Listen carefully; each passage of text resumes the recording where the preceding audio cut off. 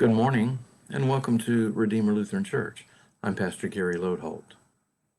Today we are continuing the epic story of Mephibosheth.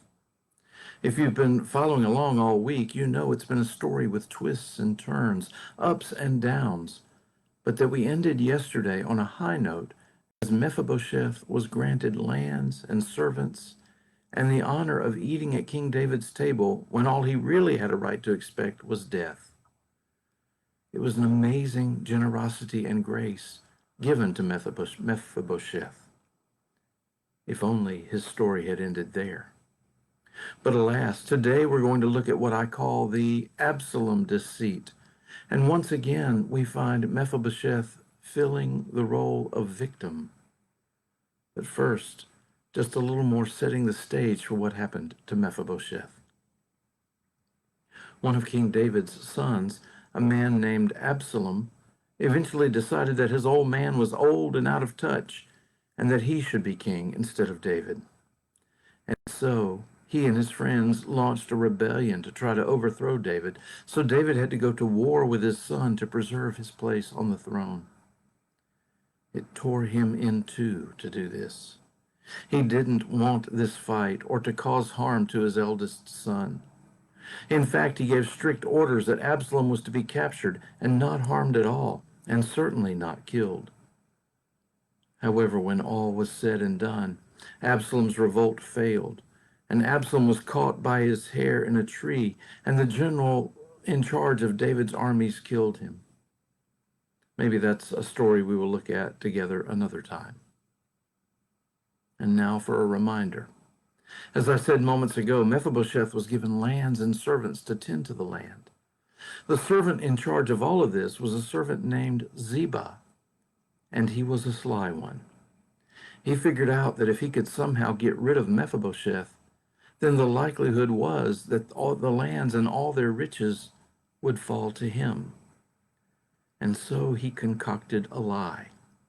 He went to King David, who was so brokenhearted over Absalom that he could hardly listen, and he told King David that Mephibosheth had supported Absalom in the war rather than David. After all that David had done for Mephibosheth, this must have hurt him almost as much as Absalom's rebellion had. About then, Mephibosheth heard about Ziba's treachery, and so he hurried as fast as a crippled man could go to find David and convince him of the truth. He exposed the lie and revealed that he had been on David's side, not Absalom's. In the end, King David seemed to believe Mephibosheth, but his heart was so heavy over Absalom that it appears he gave it only half of his attention. He told Mephibosheth and Ziba that they could split the land and each take half, and that was that. And frankly, there's not much redeeming in this part of the story. Mephibosheth preserves his life, but loses half of what he has.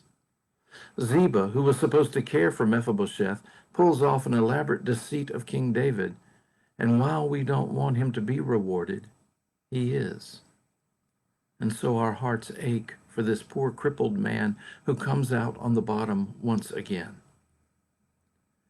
And maybe what we can take from this is that sometimes similar things happen to us.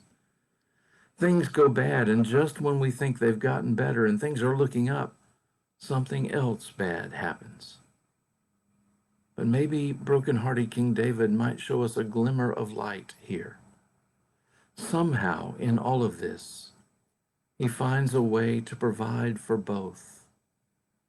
And the message to us is that God provides for us too, and not just for those of us who have many advantages and are riding high most of the time, but also for those forgotten and outcast who can't ever seem to catch a break. God is with us in love and mercy. God lavishly doles out new life for everyone. It's what we call grace, because we don't deserve it. Thanks for watching, and remember to let this day belong to God.